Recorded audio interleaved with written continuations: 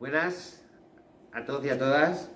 Aquí están los dos maestros del Centro de Aragonés de Barcelona, maestros de aragonés. Yo, Alberto, el sombrero de Van. Yo soy Miguel, encantado. Y cosa, en nombre de todos, del centro y del colectivo Corrinche, querían felicitaros desde nuestro confinamiento per el día de San Jorge, San Jorge, San Jordi, que tantas cosas celebrar, ¿no? Entre otras cosas, pues bueno, la cultura aragonesa en general y la literatura y la lectura és el que querim fer, encara que no tenim la nuestra paradeta de la Rambla, que para nosotros es prou important el dia de Sant Jorge, encara, per segundo año, sí que querim pues, recomendaros una lectura y acordamos de un compañero nuestro muy importante que es Pepe Lera.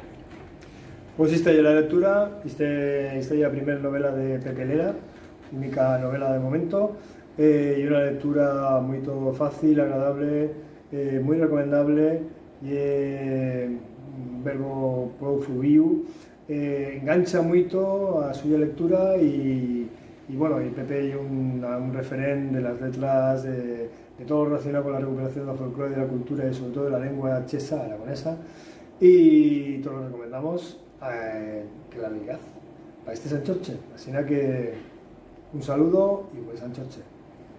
Tozuelo y tubero, ya Cucuta Pepe Lera por aquí. Pepe, tira. Buen San Jorge.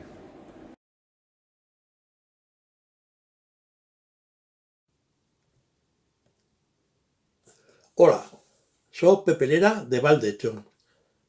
Fo versos, escribo en prosa, también compongo cantas y músicas para los grupos folclóricos de la Val.